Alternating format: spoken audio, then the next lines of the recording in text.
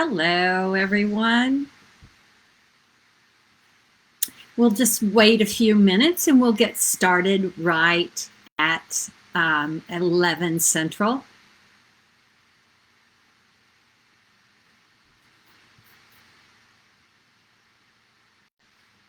So we will take a quick look and see everyone that's joining.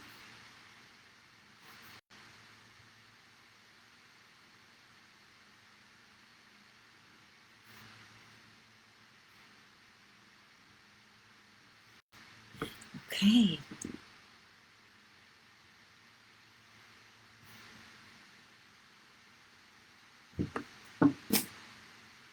All right. We're almost at 11 Central. And as I mentioned, we'll get started here in just a minute, just in case anyone's just a little bit late joining or joining right at 11 Central.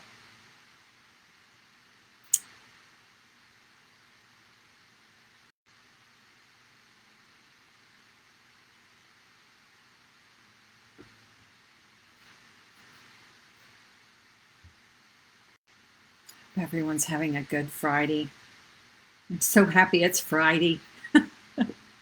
So thrilled. All right, it's 11. It is straight up 11 Central. I'm known to oftentimes just say 11 for those of you who are on the East Coast. It's noon East Coast time, 11 o'clock Central. And if I go all the way to Pacific, then it's going to be 9. So welcome, everyone. I'm Kathy Wilson Gold. I am the past chair of the Academy of Nutrition and Dietetics Foundation. I can't believe I'm past chair, and my term actually ends at the end of May. I have spent 6 years really dedicating time, treasure, and talents to the foundation. My purpose today is to share my experience and also impart information about the foundation and just what the foundation does. So that is my goal today. I'm going to make this a super casual format. Hopefully none of my family is going to walk in. They've been told under penalty of death they are not to come in here, but my husband is usually the last one to get that message. So hopefully they'll all stay out, but we're going to make it super casual. And if you have questions, I want you to just throw them in the chat box. I will answer those at the end. I want to just tell you a little bit about the foundation. So we're going to make this super casual, and I'm going to start by giving you just a little bit of background on me in case we're not friends on social media or we haven't been friends over the years. I have been a dietitian for about 35 years. I don't even want to count the exact number because, frankly, too many years. So I have been a dietitian my entire career. I went in with that intention. And I live in Oklahoma. I actually live in Edmond, Oklahoma. And my career really has focused on business and industry. That's where I spent the bulk of my career. I spent 18 years at the Campbell Soup Company and then 5 years at Abbott Laboratories. And today I'm actually working for the administration on aging. I'm a nutrition consultant. So I kind of shifted gears. The one thing that has always stayed constant throughout my career has been the academy. The academy is really just my personal rock. Anytime I made a career change, I would always go to the academy. So ending up spending so much time in the foundation was really just a natural thing for me.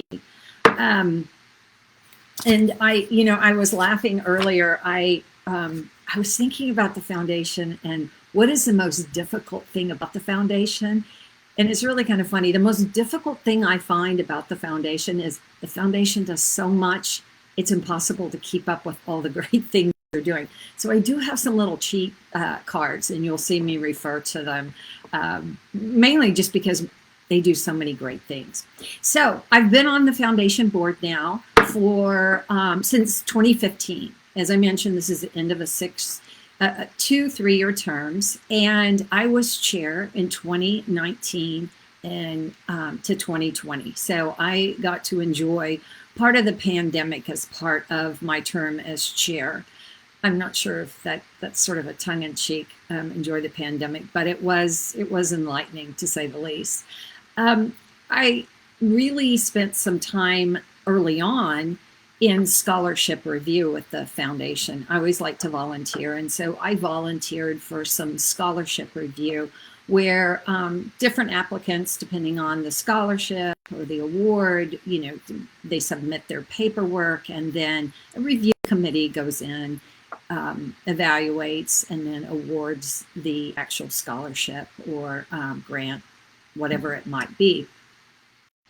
And I, like many of you, went to FNCE, and I, like many of you, actually went to the gala. So I'm sitting in the gala, having dinner, and I don't remember exactly who at the time was chair. They got up and they mentioned, they were going to show a video. And so they proceeded to show a video of the foundation fellows. And all of a sudden, I was watching all of these amazing young dietitians all across the globe doing amazing things, whether it was gardens in Rwanda or whether it was malnutrition in Guatemala. All of a sudden, I stepped back and I thought how insignificant I was when there were so many people doing so many things. But I had to take a look at my personal situation because I had a couple kids in high school. And I thought, okay, I can't go across the globe. I can't go to Rwanda. I can't go to Central America. But I can make a difference here. I can make a difference. I can, serve on the foundation in whatever way they needed me to serve. And that's really when the light bulb went off, and I was like, okay, this is where I want to spend my time. I was just so impressed by what I saw. So that was the beginning of how I got involved and really what sparked my interest. I do want to tell you now just a little bit about the foundation. So that's how I got involved. But now I want to tell you about the foundation because there are some important differences, very important differences between the foundation and the academy. So who is this foundation? Technically, we're a 501c3 organization, and we are separate from the academy. Think of us as brothers and sisters. We're in the same family, but we're not the same persons. And genetically, we're just different. And what do I mean by that? We are separate. None of the foundation monies come from the academy. So when you renew your dues, that money does not go to the foundation unless you check the box at maybe the bottom of your dues where you renew it. So number one, we are a 501c3 organization. We are separate from the academy, and we're the only public charity dedicated to nutrition and dietetics. And we do rely solely on donations. Those are really key, important facts as it relates to the foundation. As I mentioned, no dues support the foundation.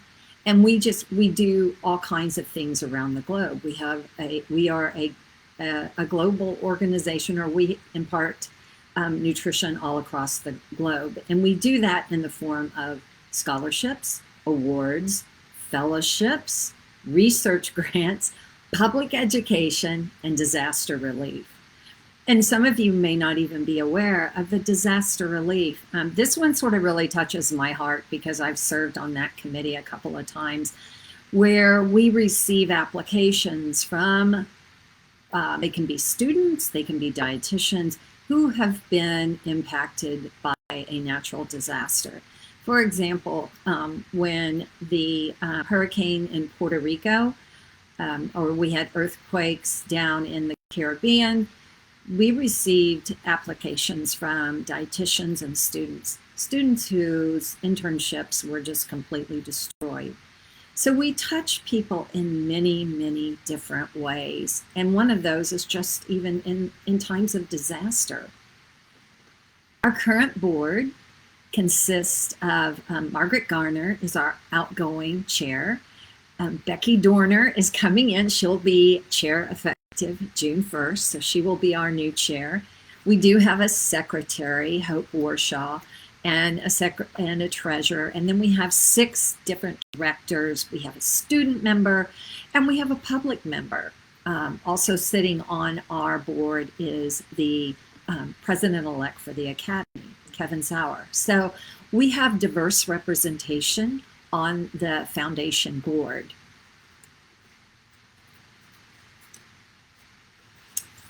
So all students at all levels are able to apply.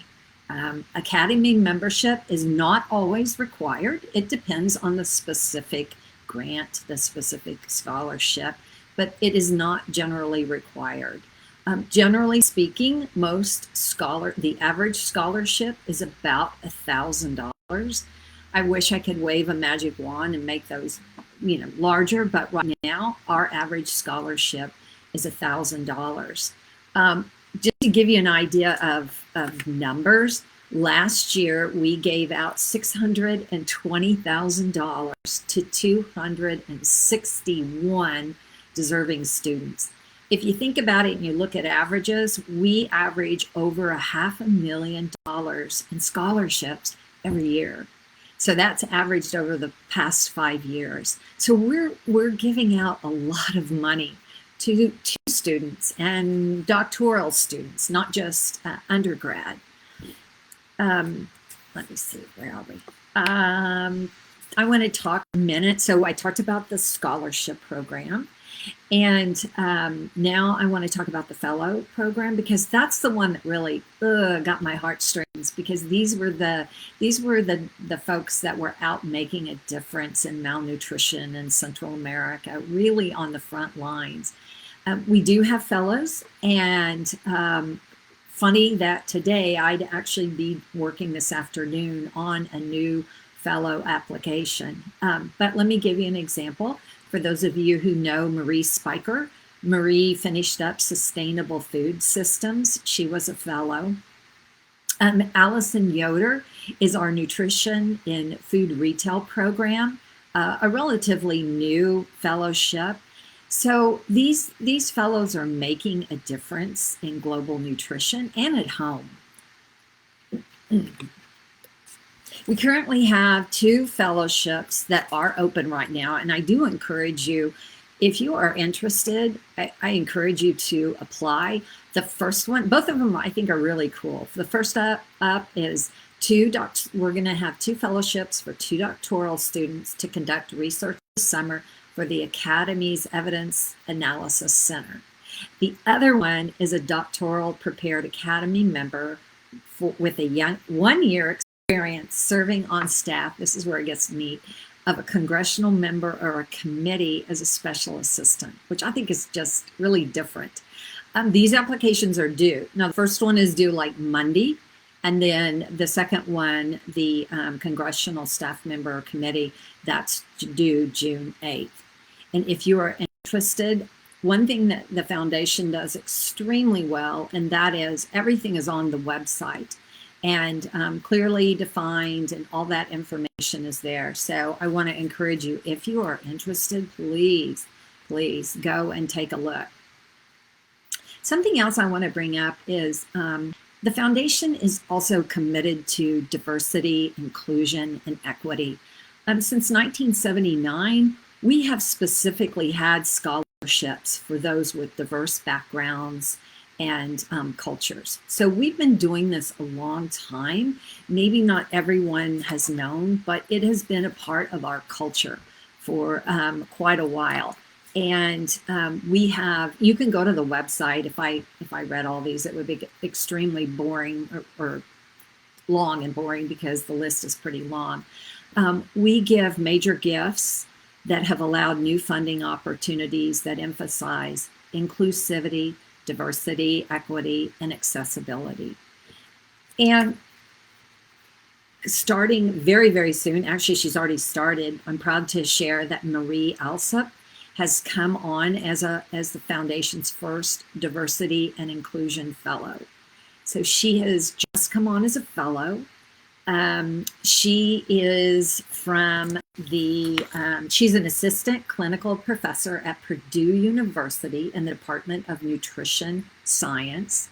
And she's passionate about increasing undergraduate student engagement as well as diversity and inclusion. I think the important thing I just want to get across is that we listened to you, we reacted, and we're currently employing this, or we have, I shouldn't use the word employ, but we currently have a fellow in the area of diversity and inclusion and equity. And I'm really excited because I know she's going to do amazing things. So I want to make you aware of that. We are listening, we have acted, and I think we're going to see some great things come from her. So I'm going to just pause for a second and really sum up a lot of the things and the key takeaways that I really want to make sure that I've imparted.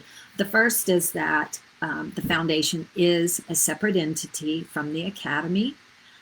We rely solely on donations. That's why so many times you hear our plea, and there are some amazing things going on in terms of fundraising. But we are constantly, asking for dollars, even the smallest of dollars, because that's how we operate, and that's how we give all these amazing scholarships to students who are so deserving. So no money from your dues actually comes over to the foundation, and we do impact nutrition both globally and at home. So we're both. We're not just here in the United States, we are globally. One thing that we say in my house a lot of times is you miss 100% of the shots you don't take. And I want to encourage you, if you are the least bit interested, go to the website, go to www.eatrightfoundation.org and take a look. And if there's something that's of interest to you, apply. Again, you miss 100% of the shots you don't take, and you might just be a recipient of the foundation, grants, awards, and scholarships. So with that, I want to say thank you for joining. I appreciate the opportunity to chat with you today on Facebook Live. I also want to thank Build Up Dietitians and Leah McGrath.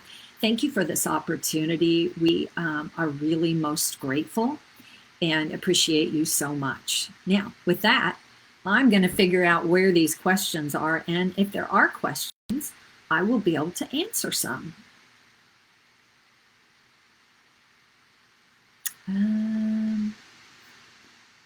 Because I am not seeing questions. I'm going to ask some of my colleagues out there who might be able to help me see these questions, because I am not seeing them, or maybe we don't have any. The beauty of Facebook Live. Mom, I laugh and I need to scroll down to see them. Oh, okay, thank you. Okay, Leah McGrath, I'm indebted to you for the rest of my life. All right, here we go. Oh, someone likes the painting. Thank you. When I'm stressed out in my office, it's kind of peaceful. All right.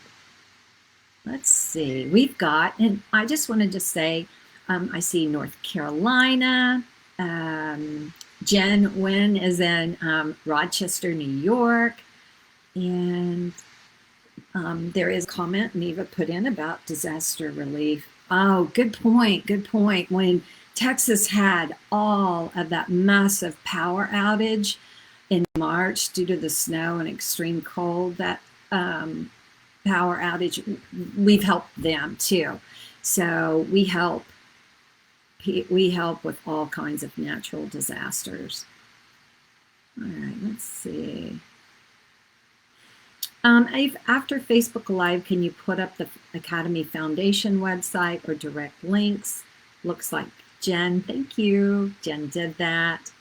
Can you give us an idea of how many people typically apply for these fellowship opportunities? Is it in the hundreds, the thousands? What is the process for deciding who is chosen? That is a great question. And let me give you an idea.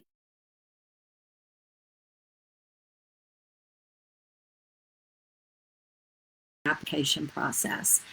And this is, this is a very, newsworthy, top of mind type of fellowship. And to give you an idea, there were 11 people who actually made the cut to advance into application review. So what happens is the Academy pulls together a committee, and the committee receives every single application. We don't divide it up. We want things fair and equitable. And each of those committee members agrees to spend the time to go through every single application. There is an online process that the Academy has developed, or they've purchased it in software. It's very thorough.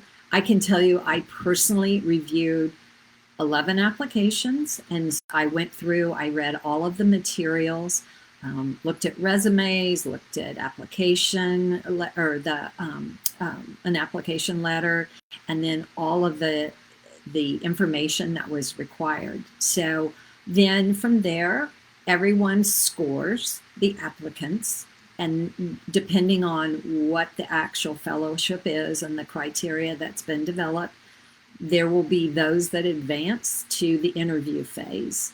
And then this committee interviews, whether it's 4, whether it's 5, interviews the applicants, and then scoring, and then that person would be chosen. So that it's a very thorough process. The Academy staff only is there to assist. So Academy members are actually the ones making that decision. And Jen put, so to answer that question, it's not thousands and it's not hundreds.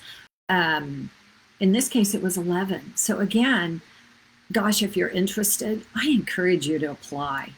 Jen has put in a couple of fellowships, that the ones that that I mentioned, which I think both sound really neat.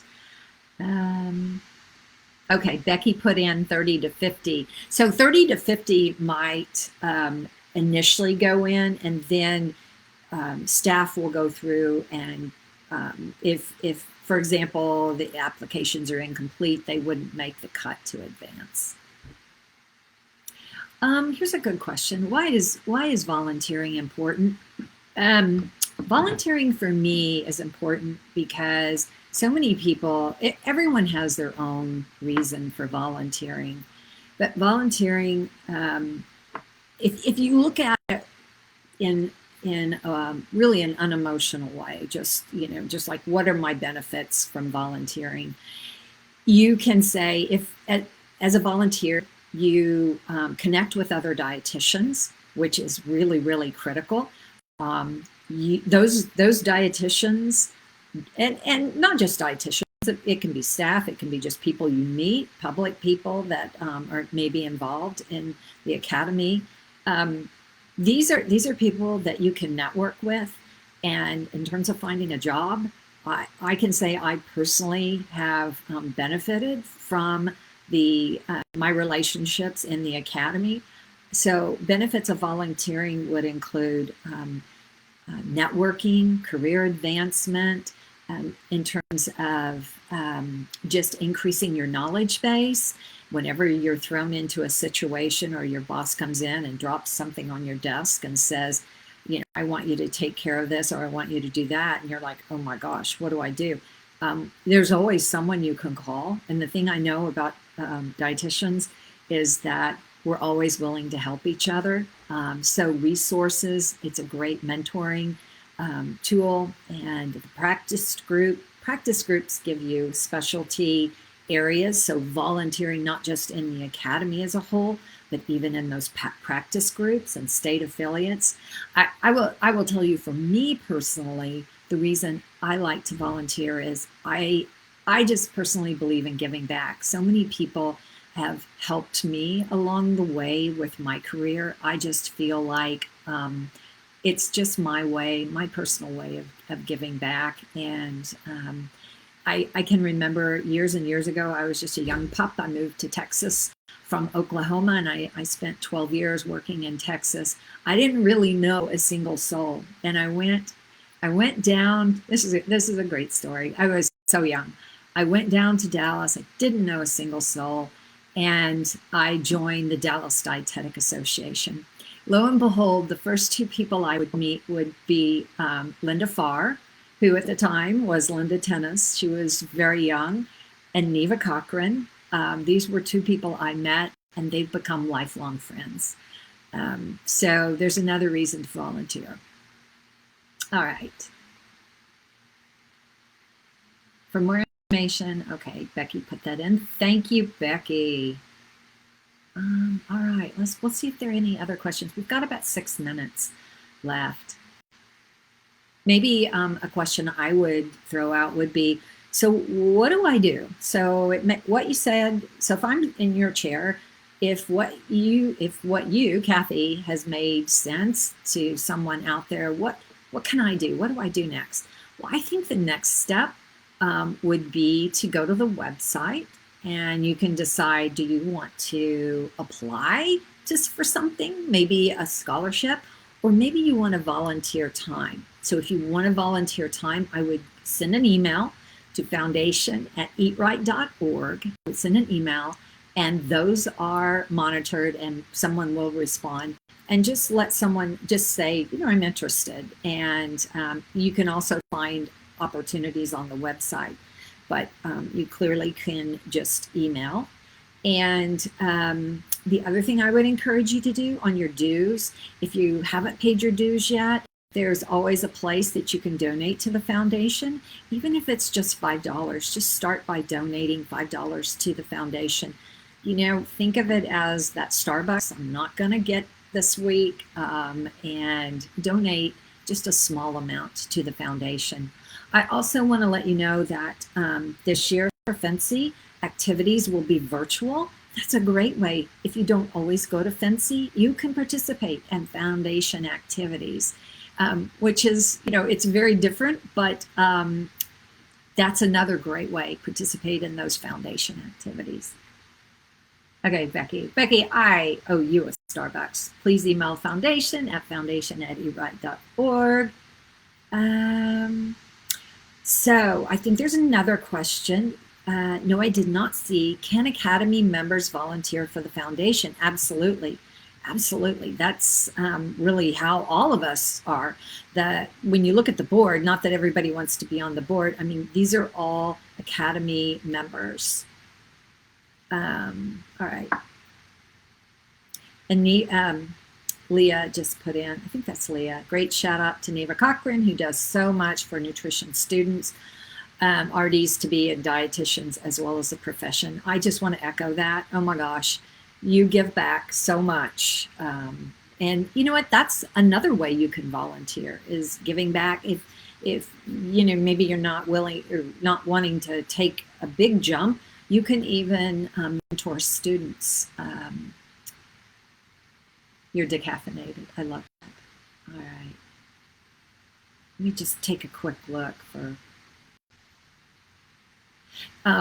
Jen, you just put in it, and I will say, I think the networking piece is such a great way, or such a great benefit from volunteering, because you get to know people, and you get to know them on a personal basis. And maybe you're just not,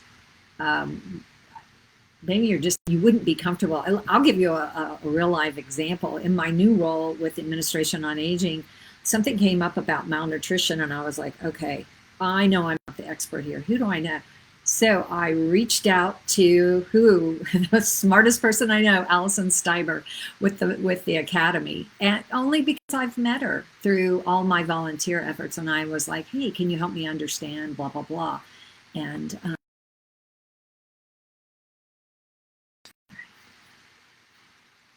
got a couple of minutes.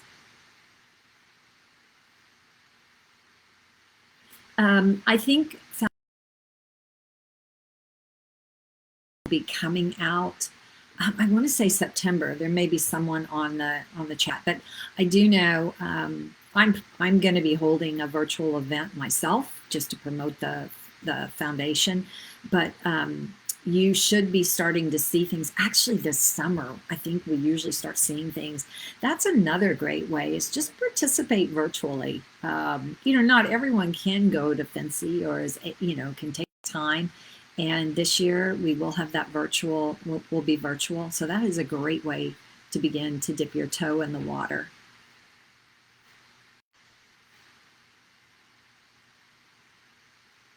All right. So just a couple of closing thoughts I'm going to just mention again, and that is, I hope this has been helpful. I hope that when you think of the foundation, you will remember that we are separate from the academy. We rely solely on donations, and no portion of your dues goes automatically into the foundation. And a great evidence of that is when you check at the bottom of your dues renewal, you'll see that amount will go into the total as a separate line item. So we do not receive any of the academy dues.